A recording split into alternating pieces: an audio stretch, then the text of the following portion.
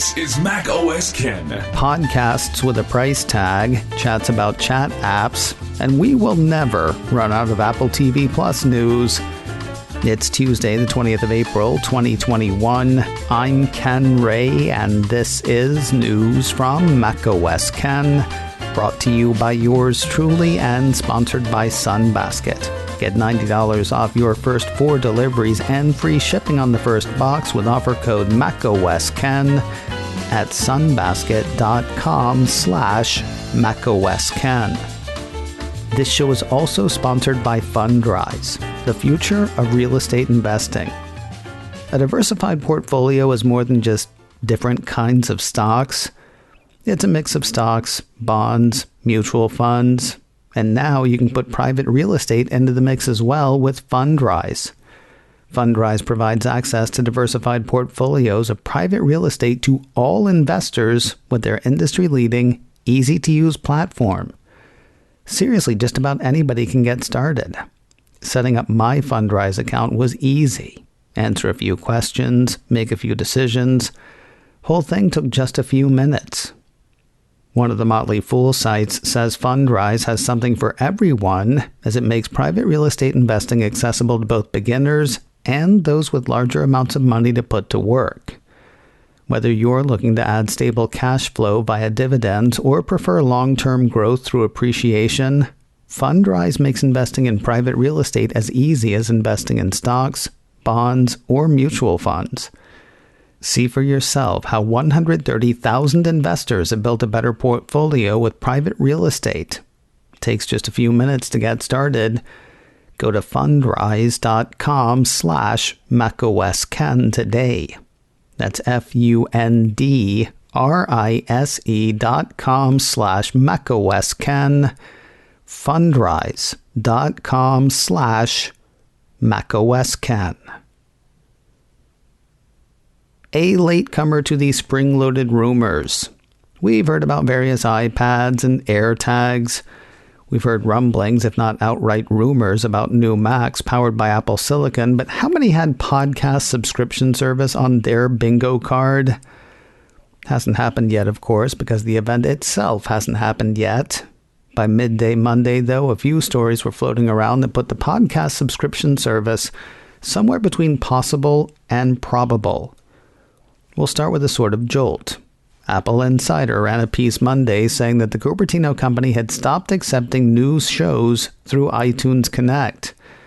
This appears to be a for now change, though it could herald other changes to come. Apple Insider says it was while editing one of that site's podcasts that they stumbled across the message, the ability to submit news shows for review is temporarily unavailable. What does this mean? Well, we don't know, and we won't know until we do. Apple Insider says there was back-end maintenance scheduled for Monday, yet the inability to submit news shows message continued after Apple said the maintenance was done. A temporary inability to intro news shows is, of course, not reason enough to assume a big change for Apple Podcasts. What leads us there is rumor and speculation. A few sites, including Mac Rumors, stoked those embers on Monday. They had Recode's Peter Kafka saying on Twitter, "Pretty sure Apple is prepping its own podcast plan, a paid subscription service, on Tuesday."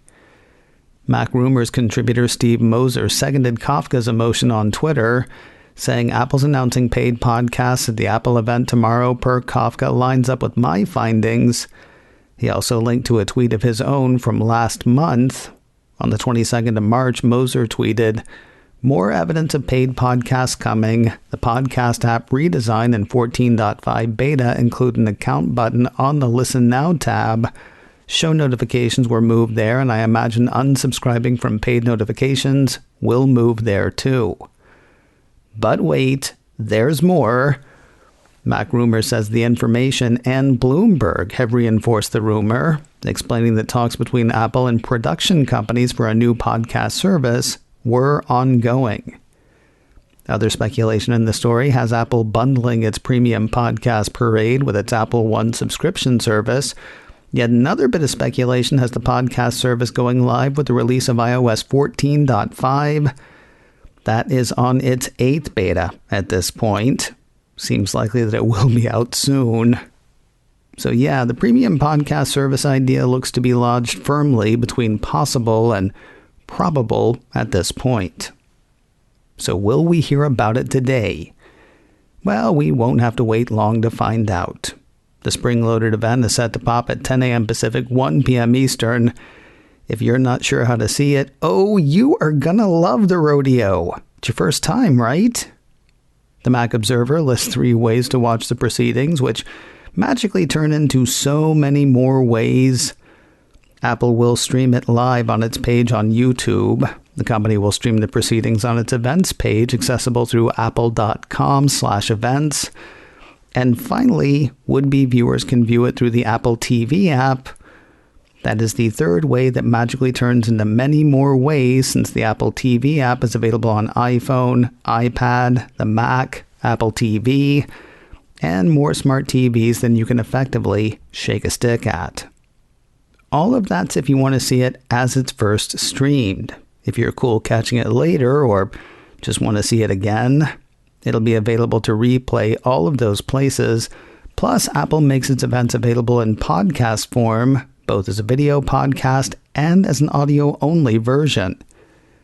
One assumes that'll still be the case, though it's hard to say for sure. There's talk of Apple changing the way it handles podcasts. Not sure you've heard. A couple of interesting sort of social changes for the App Store today. First, in a surprising bit of news, CNET says the chat app/social network Parler is headed back to the App Store. Of course, we're talking about Parler, so even its return comes with controversy. Let's start with a reminder of why it was pulled in the first place. In the wake of the seditious attack on the U.S. Capitol in early January, Apple wrote to Parler saying, "We have received numerous complaints regarding objectionable content in your Parler service, accusations that the Parler app was used to plan, coordinate, and facilitate the illegal activities in Washington, D.C. on the 6th of January 2021 that led, among other things, to loss of life, numerous injuries, and the destruction of property. The app also appears to continue to be used to plan and facilitate yet further illegal and dangerous activities." Ultimately, Apple decided that Parler was not doing nearly enough to moderate its service. And so, a few days later, it pulled Parler from the App Store. Around the same time, Google and Amazon dropped their support for the service. The Amazon Abandonment was probably the biggest hit to the service, since it was hosted on Amazon servers. While Google and Apple dropping the app simply meant new users couldn't get it, being nixed from Amazon servers basically meant no more service. Of course, they got regrouped and tried to get back in, something Apple CEO Tim Cook said in mid-January would be fine with him as long as they were TOS compliant.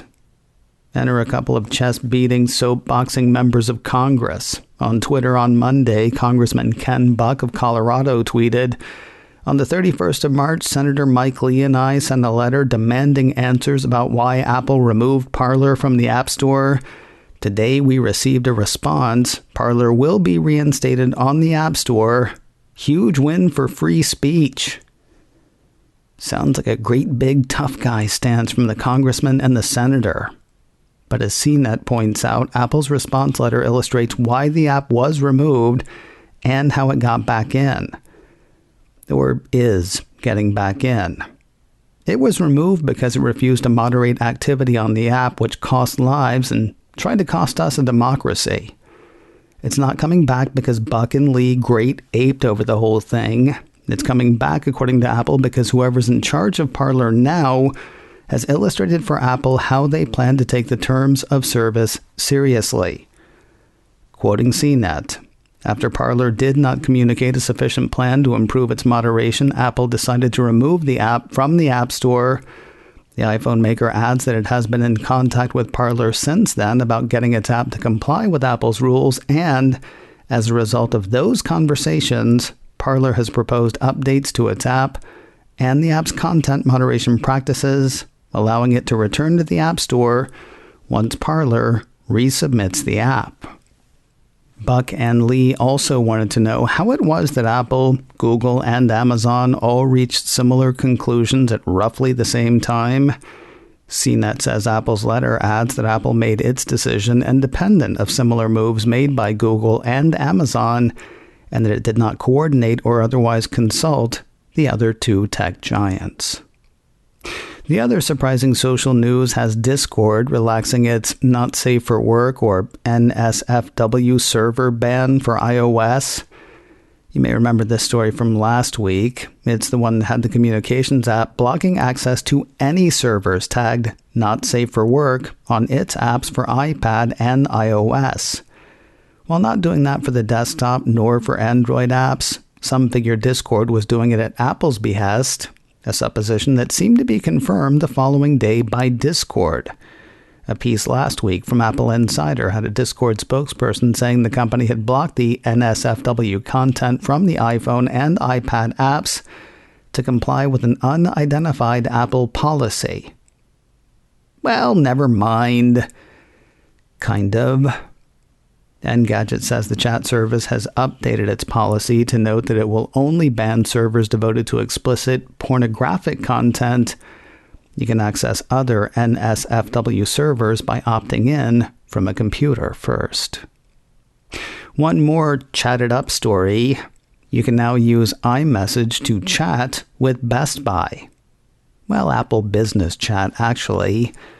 If you're not sure what that is, Apple Insider explains, saying Apple Business Chat is Apple's service that allows businesses to handle communications with customers through iMessage apps. Citing a report from Appleosophy, the piece says customers can initiate Apple Business Chat for Best Buy via Apple Maps by searching for their nearest retail outlet and tapping the message icon. The phone or iPad will then open up iMessage and start a conversation between the customer and the Best Buy representative. While it can be used for general queries, Apple Insider says Apple Business Chat is also Apple Pay enabled, meaning users can pay for stuff right in the conversation. Think I'll give it a try. What are you wearing? I'll let you know if I hear back. More news in a moment, but first a word from Sunbasket, delivering oven-ready meals that are fast, fresh, and delicious. Sunbasket wants you to eat well and love what you're eating. Their fresh and ready meals are a great way to make that happen. On the menu for next week, smokehouse sausage jambalaya, pancetta kimchi fried rice, or veggie pappardelle al limon. Did I say or? I meant and. Sunbasket's fresh and ready meals are just $8.99, so they're good for your body and your budget. And as you hear, they're good for variety too. Everything I've had from Sunbasket has been terrific. Head to their site now and see what they've got for you. Sunbasket is offering $90 off your first 4 deliveries, including free shipping on your first box, when you go right now to sunbasket.com/macosken and enter promo code macosken at checkout. That's sunbasket.com/macosken and enter promo code macosken at checkout for $90 off your first 4 deliveries and free shipping on your first box. sunbasket.com/macosken and enter promo code macosken. We'll wrap the day with a few stories around Apple TV Plus, starting with news of another new show. Apple TV Plus is growing its multicultural offerings. The streamer issued a press release Monday saying it had placed an order for the bilingual thriller Now and Then.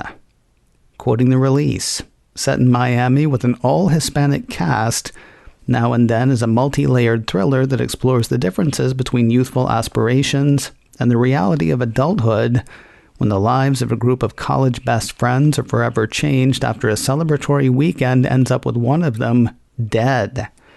Now, 20 years later, the remaining 5 are reluctantly reunited by a threat that puts their seemingly perfect worlds at risk.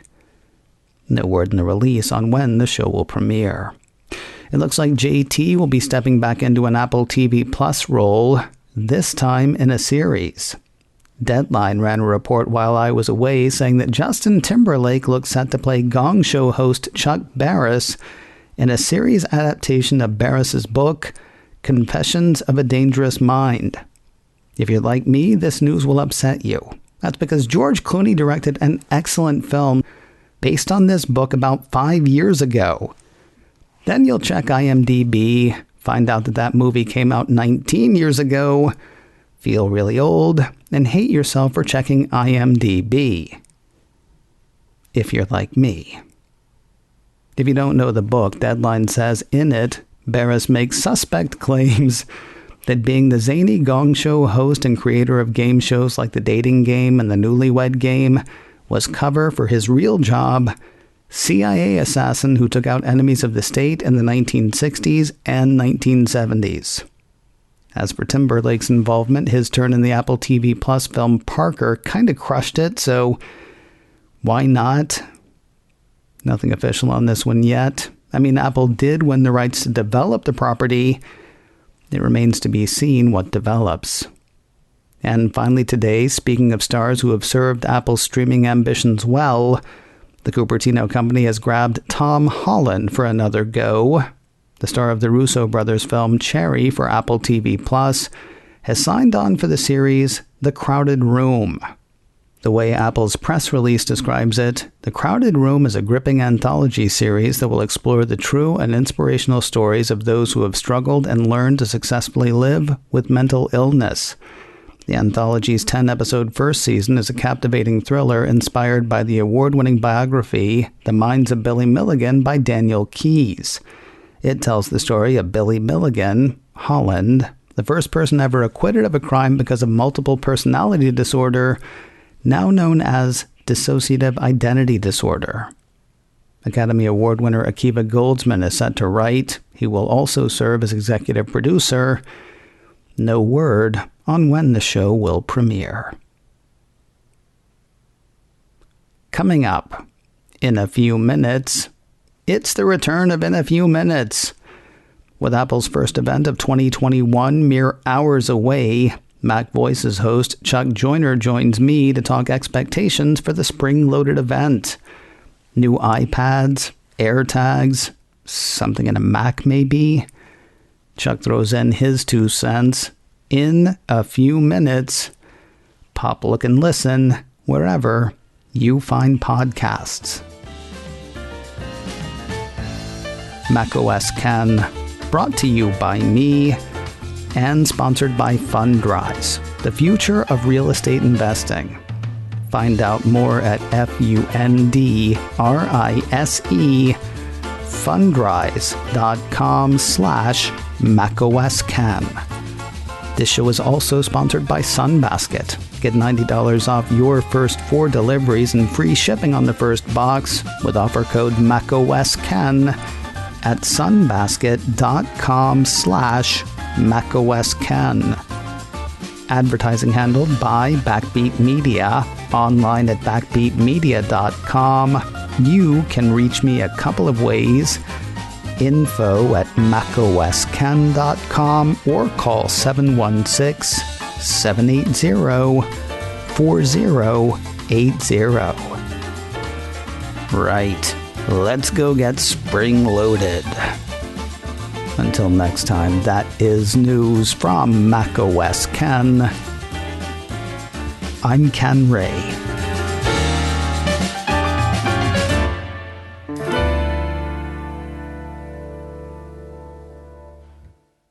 Ciao.